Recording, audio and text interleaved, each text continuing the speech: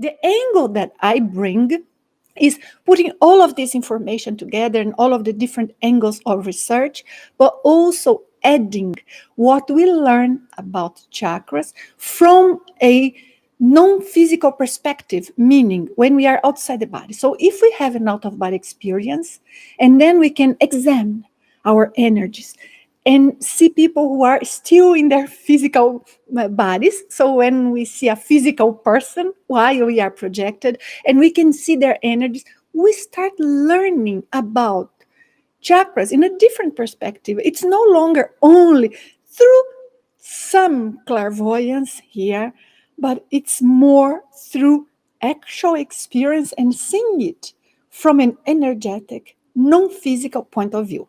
So I add up this information.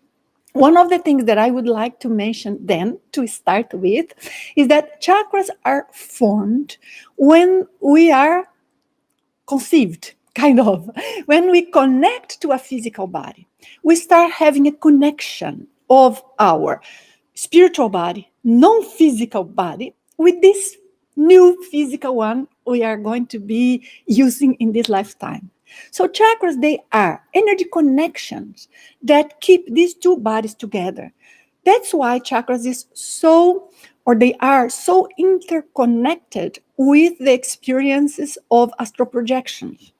And that's why it's so vital to be able to understand our energies and to master our energies, to be able to have nice, controlled, out-of-body experiences. Because of this, our chakras, they are all the time connected with our physical bodies, with our non-physical, spiritual, astral body, whatever you call it, and energies are passing from one body to another, but also being exchanged with the environment, with people around, perhaps with non-physical people, entities around, good ones or not so good ones. So it's very complex movement. Therefore, the connection of the chakra with our physical body is based on an energy field. So it's a link, but this link, hey guys, it's not a cord, right? It's not a cable, not an actual one. It's more like a Wi-Fi, kind of, right? So it is a connection that is based on some sort of code that says this astral body and this consciousness who inhabit this astral body is the one now inhabiting this body, and this specific code or password that transmits the energetic chakra Wi-Fi kind of connection, right? Then is what keeps us connected here to this body. So what I'm saying is, our chakras are only ours. The information of the chakra and what makes them to be all cohesive, somehow connecting, enveloping our bodies and connecting one to another, is exactly the type of information that is there. So what is the importance of it? And what does it mean to us? Number one, this energy information that each of our chakra has is based on everything that we have already experienced that had affect that very same chakra. Because in our astral bodies, non-physical bodies, I prefer calling, so our non-physical bodies, they are the same we use life after life, right? If you are watching me, I assume the concept that we don't die and this body is just a moment in our lives, I assume for you this is something natural. But if not, please check other videos of mine in which I argue about this, and I also have here interviews with researchers on past life recall and how much we can rely on them. We want to bring a more objective, scientific perspective to it, but on the other hand, open-minded and being able to go deeper on it. So I apologize for the parentheses, but I had to make it for those of you who are watching me for the first time. But then, the information that is in the energy of that astral body or spiritual body is the information that is somehow amassed there, accumulated throughout many lives. When we get a new body and the chakra is formed, that original information in the astral body is transferred to the physical body that we have here, and is transferred because the energies are interconnected and flowing from one body to another non-stop. That's why we remain alive. That's why we wake up every morning, even if we had an unconscious out of body experience, even if we had an out of body experience that we went to a wonderful place that we do not even know what country that is or what level of dimension that is. Still, here we are connected to this body.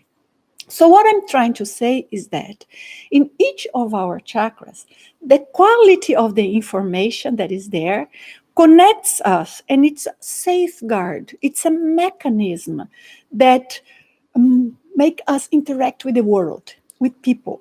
That is wonderful, but that is also a complexity. So, those are energy field with information, energy field that connect each different part of our manifestation, intellectual, mental, more expression or more emotional and so forth, connects it with our spiritual side of our manifestation, our lives.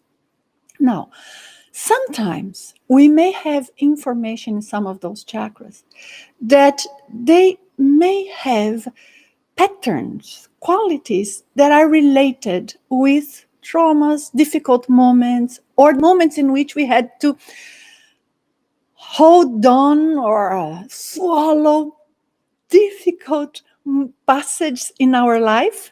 So the energy may still be all stuffed there and not so loose and not so flexible, not so conscious to us. They may be even in an unconscious level. So that information, which is still alive, operating in that specific chakra, may bring to us here specific sensations. So let's say an individual, just to pick an example that is easy to understand, not necessarily that it's everyone, but there are cases.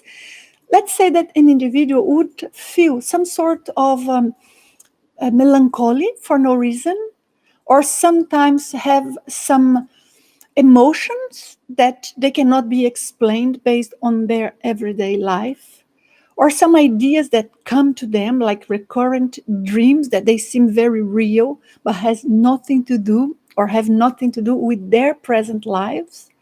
So in many cases, those are some sort of unconscious surfacing, reading, noticing that pattern of energy that is there still in the chakra from long time before. But other times, because we are so much open energetically and we talk to others, we go places, sometimes a person is thinking of us and we are at home and we can feel it. Have you ever had this experience? You can feel somebody's thinking of you. So how do we know? And we know if the person is thinking in a good way or not in a so good way. We know because the energies are reaching us and we can read it. We can decipher the quality, the information of it. But all of it keeps interacting and sometimes accumulating in our chakras. So sometimes we may have some degree of contamination. Chakras are energy fields. They are not something that is physical. So then your chakra is here, but no, they are all over here, this area. The root of a chakra, for example, for the third eye, right? For the chakra in our frontal area. But the root of the chakra is down there inside the brain. The surface, the opening of the chakra is more here in the around the skin. But most people only sense their chakras in their skin. So they would say, well, I feel it here, or I feel in the surface here. But actually, no. The chakras, the most important part of it, or the majority of a chakra's energy, are there, internal.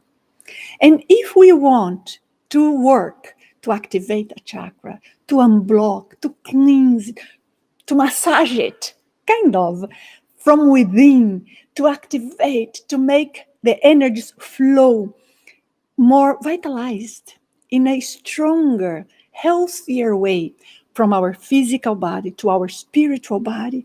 And if we want to have more energies being absorbed, to be more energized, it's important that our chakras are from within activated, clean, and operating normally.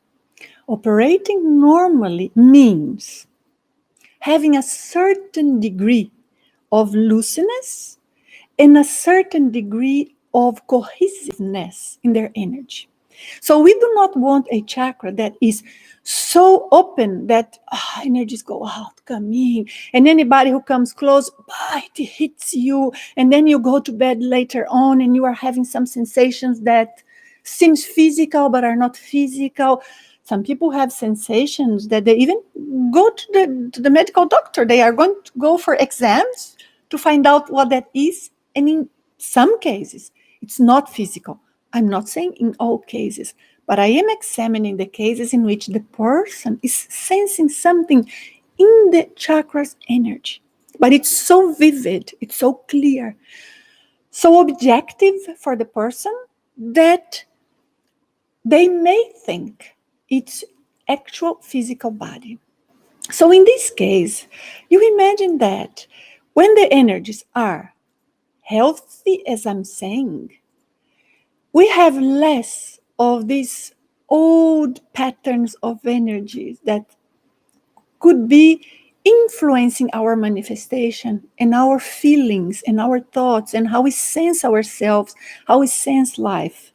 So ideally, we would like to have our chakras completely clean so that we are learning from the point we are now. We are not bringing old stuff that we no longer need. Of course, we have things to develop.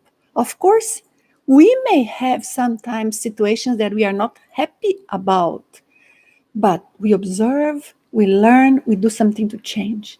But if you have something that keeps coming back, and you want to get rid of that, and that keeps coming back, we have to analyze if that may be something that is lingering in our subtle energies, in our energy body.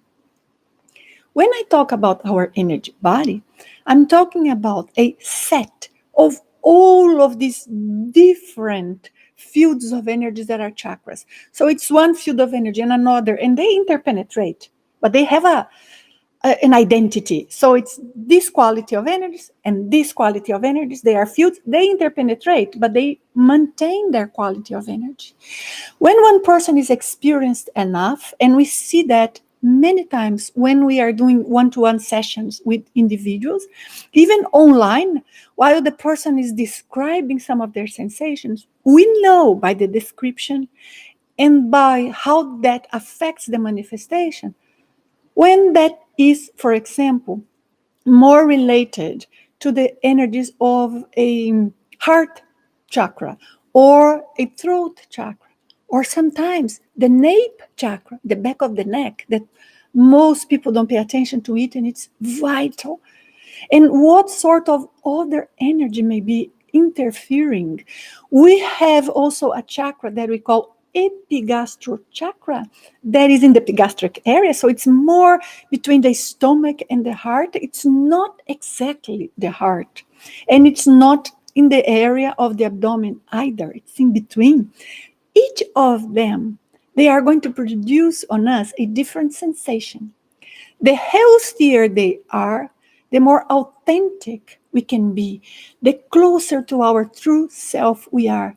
But most importantly, the more balanced we feel. Does that mean we feel happier? I think so. If we are balanced, if we know what's going on, if we feel we are working towards becoming who we want to be, if we feel we are on our path, that is a peace of mind that for me I translate as happiness, more than just a moment that the person is enthusiastic like crazy. But then 1 hour later, it's nothing, and the person goes down. So I think this peace of mind, this joyful bliss, but with energy to act and motivation. And we can achieve that by balancing out all of our chakras. And when I say all, I'm saying the energy body. Now, I have went into some research on these and some explanations in my book that is called Vibrational State and Energy Resonance. My book is not a pocket book to read, just to enjoy while we are in the metro. It's more a book for you to study. But there is so much information about how to balance our chakras and techniques and what happens in our energy body and what sort of research has already been done. And there I explore a lot, a technique that amongst many, that of course there are many and we can use each of them in different contexts, but the technique that I find most effective is what we call velo. So I describe in that book. If you are watching for the first time this video or my channel, please take a look because I have videos teaching how to do the velo technique. So take advantage, enjoy, practice. There are many research, but research done by independent sources that shows that even people who are not necessarily very sensitive can benefit a lot from this technique.